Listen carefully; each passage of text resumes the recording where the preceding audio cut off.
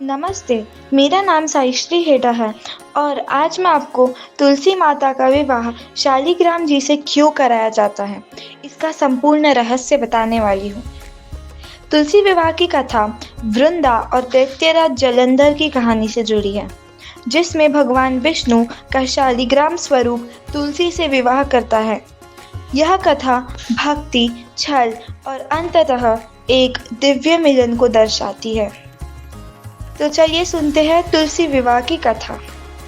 एक समय की बात है, दैत्यों के राजा कालनेमी की एक बेटी थी, जिसका नाम वृंदा था। वृंदा बचपन से ही भगवान विष्णु की परम भक्त थी।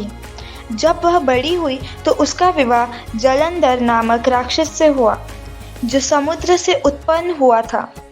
वृंदा के पातिव्रता धर्म और विष्णु भक्ति के कारण जलंधर बहुत शक्तिशाली हो गया। कोई भी देवता उसे हरा नहीं पा रहा था। जब जलंधर का अत्याचार बहुत बढ़ गया तो सभी देवता भगवान विष्णु के पास गए और उनसे मदद की गुहार लगाई।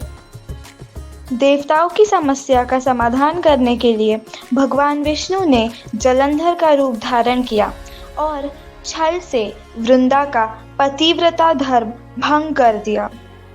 वृंदा का सतीत्व भंग होते ही जलंधर की शक्ति कम हो गई और वह युद्ध में मारा गया। जब वृंदा को इस छल के बारे में पता चला तो वह बहुत क्रोधित हुई। उन्होंने भगवान विष्णु को पत्थर शालिग्राम बनने का श्राप दे दिया। यह देखकर सभी देवी देवता परेशान हो गए और माता लक्ष्मी ने वृंदा से विष्णु जी को श्राप मुक्त करने की प्रार्थना की। वृंदा ने अपना श्राप वापस ले लिया और अपने पति के साथ सती हो गई। जिस जगह वृंदा की राख थी, वहां तुलसी का एक पौधा उग गया। भगवान विष्णु ने वृंदा से कहा कि तुम अपने सतीत्व के कारण मुझे महालक्ष्मी से भी अधिक प्रिय हो। अब तुम तुलसी के रूप में मेरे साथ रहोगी। भगवान विष्णु ने यह भी कहा कि शंखचूड़ का वध करने के लिए मुझे छल करना पड़ा, इसलिए पश्चाताप के रूप में मैं शालिग्राम नामक पत्थर के रूप में रहूँगा और तुम्हारी पूजा मेरे साथ ही होगी। उन्होंने वृंदा को वरदान दिया कि कार्तिक मास की एकादशी के दिन शालिग्राम के साथ उनका विवाह होगा।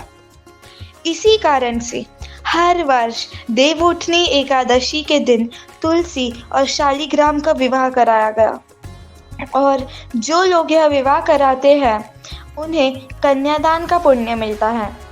यह कथा हमें भक्ति, त्याग और पवित्रता का संदेश देती है। प्रेम से बोलो तुलसी माता की जय। प्रेम से बोलो विष्णु भगवान जी की जय। धन्यवाद।